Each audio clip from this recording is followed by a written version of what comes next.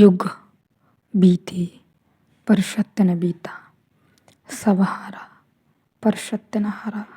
यदि आपने अभी तक अंतिम अध्याय न देखा हो तो अंतिम अध्याय देखें, और यदि आप समझ सकें तो इस अध्याय को जरूर देखें।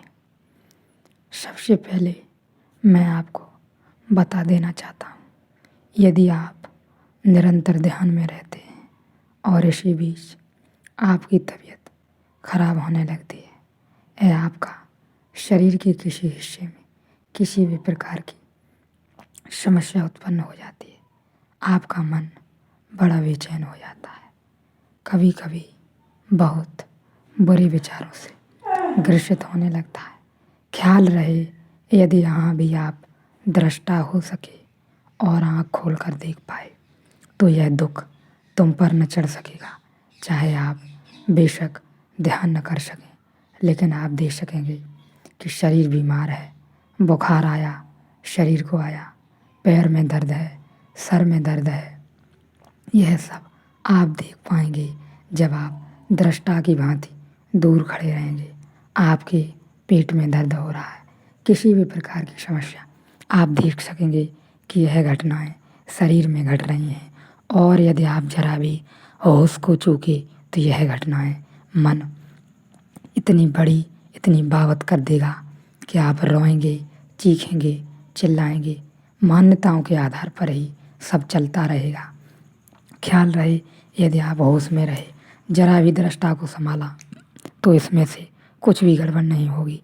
केवल इतना ही होगा कि शरीर में दर्द है, शरीर को बुखार है, मुझे नहीं, और एक अपूर्व ऊर्जा का मिलन होगा, एक अपूर्व शांति होगी, एक नए सुख की किरण जगेगी कि मैं अब तक वैसे ही परेशान रहा, मैं तो किसी प्रकार से भी परेशान हो ही नहीं सकता, सारे सुख दुख तो शरीर के ही हैं।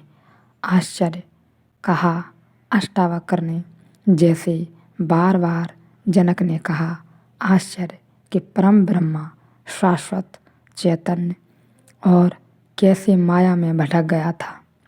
जैसे बार बार जनक ने कहा कि आश्चर्य कि मैं स्वयं परमात्मा और कैसे सपने में खो गया था, ऐसे ही अब बार बार अष्टावक्र कहते हैं आश्चर्य कि जैसे सीपी के अज्ञान से चांदी की भ्रांति में लोभ पैदा होता है, वैसे ही आत्मा के अज्ञान से विषय भ्रम के होने पर राग पैदा होता है।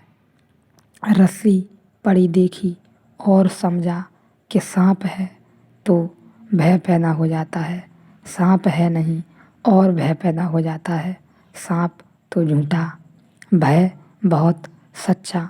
तुम भाग खड़े होते हो, तुम घबराहट में गिर भी सकते हो, भागने में हाथ पैर तोड़ ले सकते हो, और वहाँ कुछ था ही नहीं, सिर्फ रस्सी थी।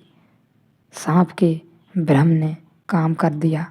अष्टावक्र कहते हैं ऐसे ही सीपी में कभी चांदी की झलक दिखाई पड़ जाती है। सीपी पड़ी है, सूरज की किरणों में चमक रही है, लगता है चांदी, चांदी वहाँ है नहीं, सिर्फ लगता है चांदी है। चांदी के लगते ही उठाने का भाव पैदा हो जाता है, मालिक बनने की आकांक्षा हो जाती है। चांदी के भ्रम में भी लोभ पैदा हो जाता है, आश्चर्य के भ्रम में भी लोभ पैदा हो जाता है। जहाँ कुछ भी नहीं है वहाँ पाने की आकांक्षा पैदा हो जाती है। जहाँ से कभी किसी को कुछ नहीं मिला वहीं वहीं हम टटोलते रहते हैं। कुछ मिला हो तो भी ठीक।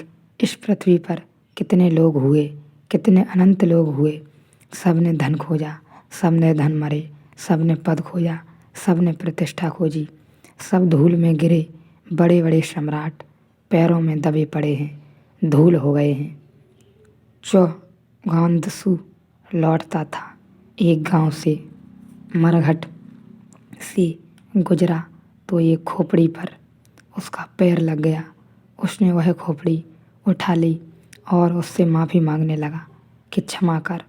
उसके शिष्यों ने कहा यह क्या कर रहे हैं, यह मरी खोपड़ी से क्या क्षमा मांग रहे हैं? इसमें सार क्या है? च्वगत्सु ने कहा, तुम्हें पता नहीं, यह तो बड़े लोगों का मरघट है। यहाँ सिर्फ राजा, धनपति, राजनेता गड़ाए जाते हैं। यह कोई छोटी मोटी खोपड़ी नहीं है। पागलो, यह किसी बड़े आदमी की खोपड़ी है। शिष्य हंसने लगे। उन्होंने कहा, आप भी खूब मजाक करते हैं। अब यह बड़े की हो कि छोटे की हो, खोपड़ी सब बराबर हैं। और मुर्दा खोपड़ी से क्या क्षमा मांगते हो? च्वगांत्सु कहने लगा, तुम्हें पता नहीं, केवल समय की बात है। 2, 4, 6 महीने पहले इस आदमी के सिर में अगर मेरा पैर लग जाता तो मेरे सिर की खैरियत न थी। यह कुल समय की बात है। माफ़ी तो मांग ही लूँ, तुम जरा इसकी भी तो सोचो।